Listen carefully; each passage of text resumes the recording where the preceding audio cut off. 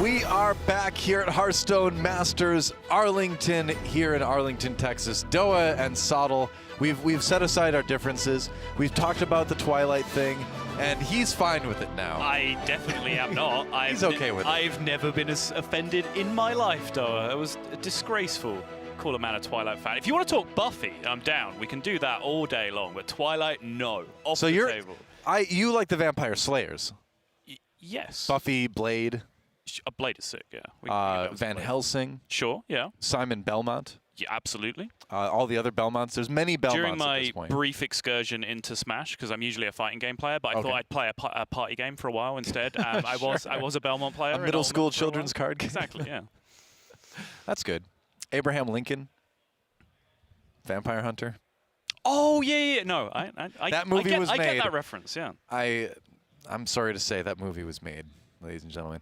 Well, guess what? We have got another match to move into. Game number 3 is about to be underway between our very own Felkeine and sleepii, interestingly enough. Yep, I am super happy to be back and casting Felkeine again because he was incredibly entertaining last time, but unfortunately we just now have this still image as this is a additional game from around the tavern, as we say, as we are waiting for the end of round number 8.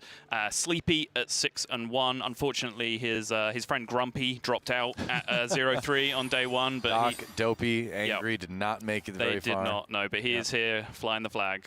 Yep, that's right. I just think of the Overwatch League player on San Francisco. I think he's on Washington Justice now. Washington Justice. that is a name right there. That is a name. Yep. Felkeine 2-0 up, and he is on the Rogue, and you just saw in your last series that you were casting our featured series for the round that Rogue was actually surprisingly struggling just a little bit. Yeah, in matches that I've casted now, Rogue is 0-3. Wow. Weirdly enough. Well, that was your first Rogue of the tournament? It was, yeah. Wow. Yeah, we didn't see any yet. You know, I've played a ton of it on ladder and played against a ton of it, but that was the first time I'd gotten to see it all weekend. It does make a little bit of sense because Rogue is the most banned deck in the tournament. Exactly. So if you are going into a series and you have the confidence to leave Rogue up, that means you have a plan for Rogue. Right. And it means that you're banning something else and you've teched your deck, you've built your deck, you've constructed your lineup in a way where you feel comfortable against Rogue.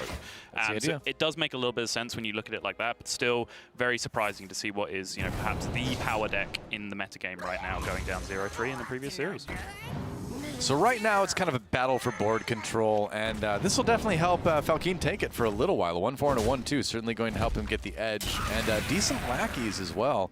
That Kobold lackey you always, I think, really like to see against Warlock specifically because of its ability to ping off an imp here and there and make a Plague of Fire a little bit harder to make work. Yeah. I don't think there's any matchup where I would turn down a Kobold Lackey, and I think Witchy Lackey in particular, when you find it off Evil Miscreant, you kind of have that built-in natural target of the understated 3-drop on the board that you can then evolve into a 4-drop. So yeah, pretty good combination of Lackeys coming out from Felkeine there. Yep. He's going to go with the Evolve. Lackey. Did have Shadow Step as an option. Chose to evolve into the 4-drop as well, which I like because I think this is more of a tempo-based matchup than it's going to come down to raw value. In the spell deck, let's see. Ogres are generally sometimes a little bit of a double-edged sword. But that one, I believe, just gives spell damage. That is pure upside, yeah, spell damage. That is an old one. Indeed. Yeah. Yeah, 4-4 with spell damage. Pretty good outcome for a 4-drop. Average 4-drop is actually only about a 3-4 these days, so yeah, pretty good outcome. Suddenly your backstabs do 3, your Sealed Fates do 4, so Rogue just gets a lot more removal options while that is around. Now, that's not to say that Nether Breath can't just come in and kill it immediately, which is something we might see this turn. So cards in hand.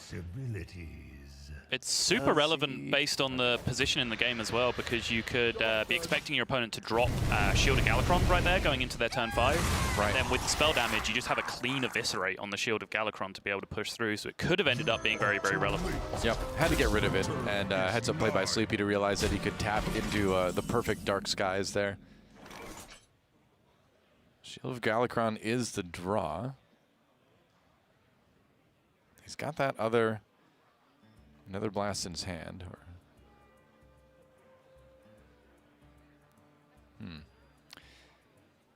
Yeah, see what you draw. And then probably just Shield of Galakron here. Fiendish Rites, useful if you do get a couple minions that survive. And he's slowing down the rogue, and that's the key, you know? Ooh, wow. Edwin pickup alongside a pretty cheap hand. Shadow Step options. Kobold Lackey can be bounced a couple of times for some clearing power, followed by a big Edwin. Big Edwin. You know, Edwin is so scary to play, though, in this matchup because the removal options are so many and so prevalent for Warlock.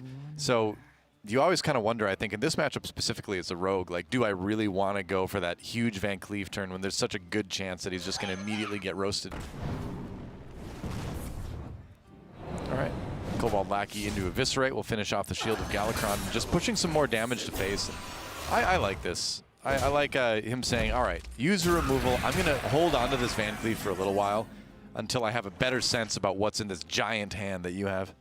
Yeah, I agree. I think Rogue has the capability now of making big Edwins without actually losing any value from their hand, because of things like Pharaoh Cat and other options like that that actually refill your hand as you Shadow Step them. Right. You just kind of replace your Shadow Steps with other cards and still make an enormous Edwin Van Cleef, which is way different from how it used to be a couple of years ago, where feels like a couple of days to ago. make that big 12-12, 14-14, huge Edwins, you really had to spend your whole hand. That's really just not the case anymore. That'll be like the Van Cleef 2.0 when his card gets a new version or something at some point. Yeah. Just be Big Edwin. It'll be like an already giant version. Just a singular 3-mana 10-10. He'll have some sort of combo thing that shrinks him but gives you something else maybe. It's possible. Praise Galakron. Okay. He loves money and swords, apparently. Does he really? Oh, that was what I was on the plate. Oh. He's holding up a sword and some money. I mean, yeah, I think those are two fairly solid things. Someone presented me with some money and a sword, and I'd be fairly happy. What more could a man want? I think it's better to, let Galakron purchase for himself what he wants, because one time somebody got him a gift and it ended up being boxing gloves, and he was really angry. Well, even then, how is he going to hold a sword with his tiny arms? Well, that's true, too. That's a good point as well. The more I think about it, the more this lore just doesn't make any sense. It's about the money. You can sell the sword. Sure. It's a fancy sword. Sure. Ziliak's down for the clear. It's been years since we talked about Galakron's tiny gloves. Faceless Lackey. Yep. Felkeine getting down the Evoke train now. He's going to end up using this Shadow Step just to finish off his Invocation, which I think is very smart here. Yep. Does that. Also makes you a little bit bigger of a Van Cleef as well. Yep. So he is calling on another Plague of Flames from the opponent to come out here, which he's already been seeing, and then using that Shadow Step. As I said, he had the option to use Shadow Step earlier for a big Van Cleef. He waited for an opportunity where the Shadow Step actually achieved something for him, where it gave him value, where it gave him purpose. So they're getting the extra Invoke off the Rush minion. He's kind of 2 birds, 1 stone. If the Edwin lives, amazing, I got an 8-8. But if it didn't, it's not like I've just thrown my Shadow Step away into making this giant hit. Looks like it's going to live for now, at least, as it's going to be the Galakron play here. Good old Illidan Storm Rage. That is a solid Galakron right there. Those are big. No kidding. That is about as good as it gets. Interesting. Dark in the sky. And Galakron versus Galakron. The sap here is a really nice pickup, actually, just for a little bit of tempo alongside all these 0 mana options that he's going to get. Oh, 0 mana Baron Togwaggle. All right, let's go. This is a Hearthstone turn, Doa. No kidding. 4 0 mana cards. Heist Baron Togwaggle can pick up the 1 for 3 more if he wants it. If he goes down that line, he does lock himself out from using the sap, though, which is very attractive this turn. We'll see what he gets. Certainly Wand, a wand. obviously, yeah. It's just whether he uses it this turn or not. When you say we'll see what he gets from Togwaggle, really what you're saying is we'll see what he gets from the wand from Togwaggle. Yeah, we'll see if he's trying to win or not. Right. Sure. There goes the sap. Yeah, I was going to say Pit Lord probably the choice. Yep. Definitely something you want to send back to the hand because it's a detriment when you play it. Yes. It's between that and the Illidan is like more expensive for sleepii to play, so it's more tempo loss to sap it. But because of the extra 6 health, as opposed to the extra 1 health, the 6 health instead of the 5, he had a nicer clear on the Illidan, so sapping the Pit Lord there makes sense. All right, gets a 3/3 taunt out of the Witchy Lackey too, so it's not too bad. That was an insane turn, and he still most likely has another one lined up for next turn with that Wondrous Wand as well. crazy swing turns here back and forth. sleepii like hitting very close to the nuts off of his demons, and then Felkeine just absolutely blowing through it with the power turn on the way back. Yeah, and this is the strength of Rogue that we expected to see when Rogue got through in the tournament, you know? Shadow Flame, I suspect, is what he's digging for here. Yep, there it is, front and center. Shadow Flame on his 5-4 can nuke this. Mind control tech would be really fun, though. It would. You might get the Witchy Lackey, so you got to do the Shadow Flame instead. Yep. Responsible play from sleepii. He's looking pretty comfortable in this one, despite the crazy things Felkeine's being able to do with the Rogue. A lot of lackeys available, and now we'll see what the Wondrous Wand grabs for him. All right, free flick. And free shield to Galakron, not bad. Yep. I will act as your scale. Ton of lackeys to be generated here. Yep. His hand is full right now. He can't take on any more lackeys.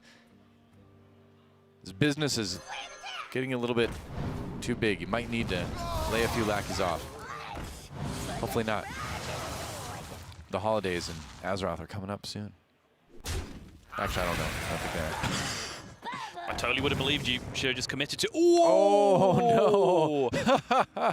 Disaster! The Venture Code. Yep.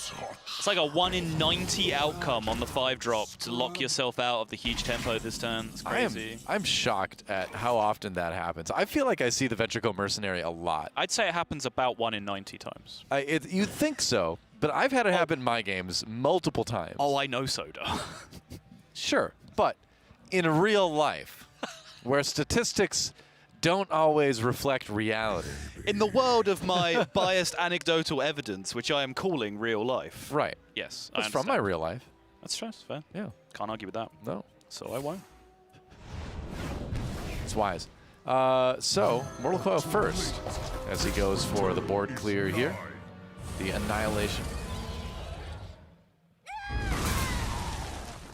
Opting to not draw the card with the Mortal Coil.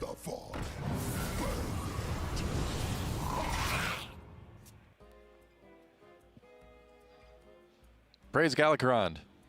Yes, indeed. Felkeine just ever so slowly running out of steam right now. Certainly seems that way. Cannon Barrage not going to be too helpful. There's an interesting mechanic during that that I wasn't quite aware of, where even after he rolled into the Venture Co, his minions that were set to 0 from his Make Your Minions Cost 0 effect still cost 0. It was kind of interesting to me. The Snip Snap was still 0 on the far left of his hand, even with the Venture Co in play. I think there's a difference to the wording where, like, perhaps set the cost to something. There is different than various it costs this. Order of operations. Right. Play. It's like why a Mountain Giant costs 0 after you've set it to 1 with Luna's Pocket Galaxy, for example, because its own card text is applied afterwards. But yeah, not one that I'd come across in particular before. Yeah, there's a lot of interesting interactions like that in the game. So what's the play here? Cobalt Lackey just try to seize a little bit more board control. Just desperately trying to stick a board here, but it's just really not going to work out for him. Really wants to avoid the Plague of Flames, but you also have things like Crazed Netherwing to worry about. Which looks like might be the option for sleepii this turn. Could go Crazed Netherwing, Shield of Galakron.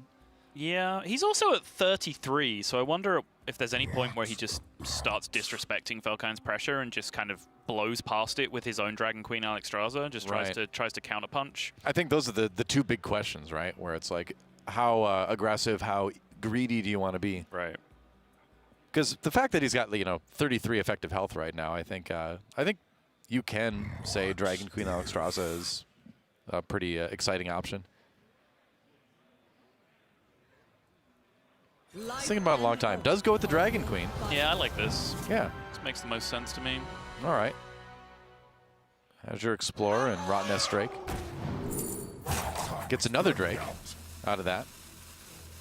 And does he go Brightwing for yet another minion? He does. He does, apparently.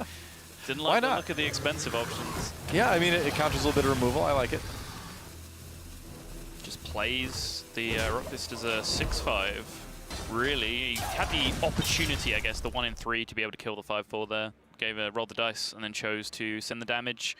in as opposed to going face. He is kind of threatening lethal either way, more or less, so making sure he can retain board presence makes some sense. Yep.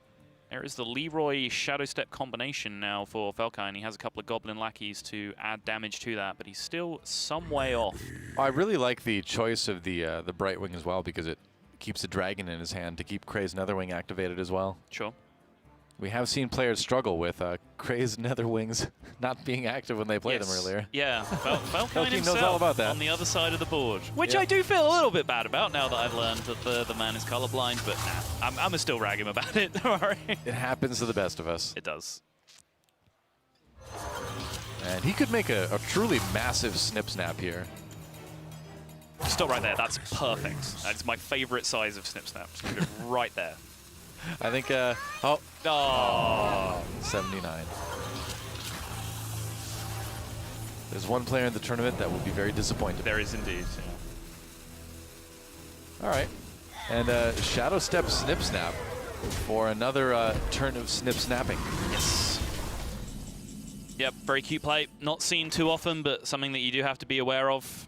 You do, of course, with the discounted snip snap, then get access to the quad snap. That's right. On the following turn, you play it 4 times as opposed to the usual 3. Makes it pretty big. And Kray's Netherwing, of course, will clear the board, do 3 more damage, and put Felkeine really low, down to 9 now. Yeah, sleepii just continuing to threaten lethal turn after turn here. Yeah. Felkeine had to use so many resources just to clearing the board there. He's kind of way behind the play right now.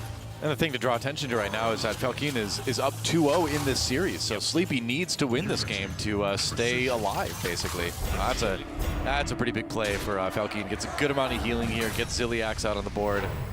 Back up to 16. It's going to trade his coin for a lackey, which seems sensible. Doesn't seem like that coin is going to come into play any longer this game. Probably not. Another crazed Netherwing.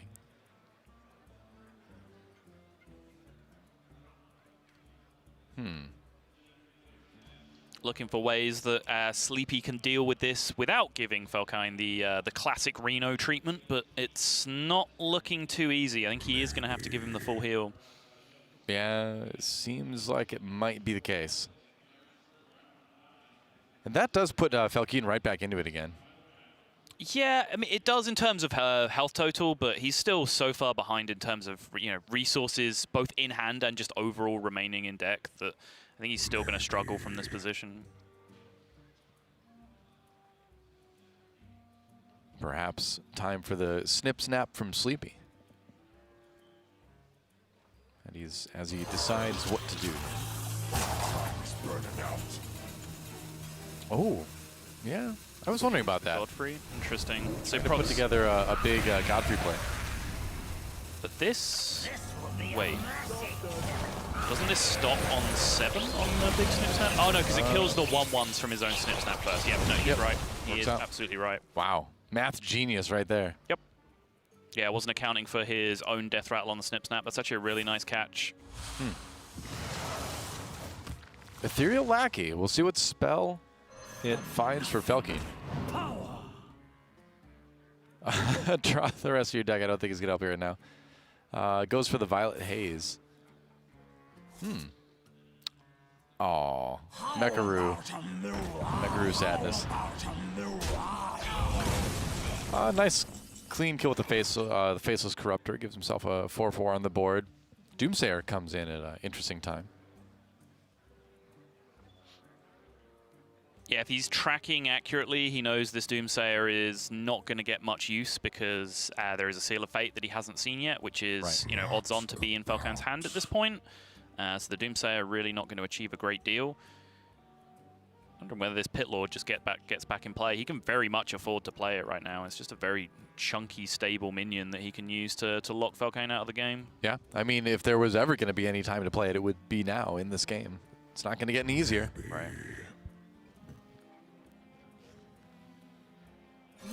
Yes, I will destroy them. Wow, goes for the draw 3 with the Veiled Worshipper. He's got another pact, but that puts him down to 2 cards in his deck. Time is burning out. Those of the forge. Trying to build a big Dragonblight cultist. Has done so successfully. Yep. A second Faceless Corruptor, though. Can definitely get some work done. It's pretty nice. You could clear a lot of the 1/1s at least. He can. He can rush his Mecharoo and then use the Death Rattle for the transform on the Faceless Corruptor. Yeah. Yeah, I like that. Clears up a lot of the board state. Clean way to get rid of the 6/1 without losing anything important too. Discover weapon. That might be kind of interesting. I think Pickpocket would be the go-to, yeah. He just needs value in this position. Pretty much. Well, this is going to be value because, again, now he gets that other 4/4. Leaves his opponent with 2/1/1s. There's a Dark Skies, which is nearly enough. Not quite. Yeah, Go ahead Netherwing. and use the Crazed Netherwing instead. Netherwing will do the job, yeah, absolutely. And the Brightwing. The Glass Knight. Sure. I mean, he's got a sacrificial pact, so he can actually get the Divine Shield back once. Yeah. So there is that. I'm very curious about this Stolen Steel over the Pickpocket, though. I feel like, it was really coming down to, like, each player's final resources going up against each other, and just, a bunch of echoed Pickpockets is more value overall. Felkeine might be arguing that he's not going to find a turn to spend all his mana on echoing Pickpocket anyway, because he'll be pressured, which is very justifiable. Did Reno just flee his hand? Oh, he's back. No. Leroy. Leroy. Yes, it's discard discard the card, Death Rattle, get 2 copies of it. So he's just deliberately duplicating his Leroy the way he did it. It's like the Tuscan Raiders.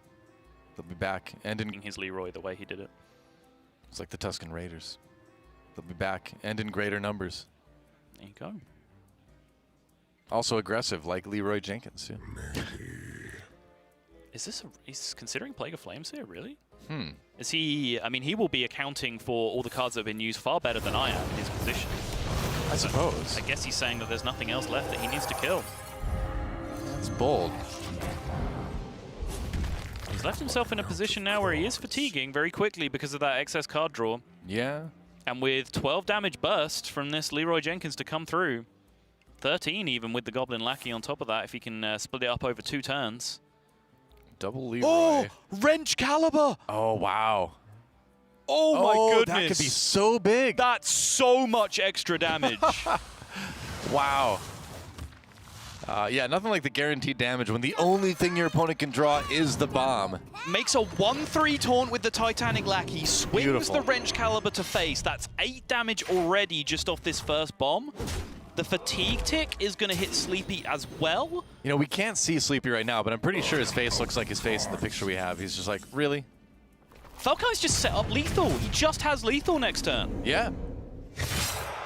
I don't know if there's really anything that Sleepy can do, even if he Alexstrasses himself. Alexstrasser himself to 15 and then Sacrificial Pact his own Pit Lord. I guess that he would go to 20. Yeah. But then there'd be 12 from the 2 Leroys, 3 more from the weapon, which is 15, and then 5 bomb. from the bomb draw. He's still dead. I question the Stolen Steel draw, but I take it all back. Felkeine had the line. Wrench Caliber. He knew. He saw into the future. Saw Wrench Caliber was coming out. And Sleepy's already dead, but he just doesn't know it yet.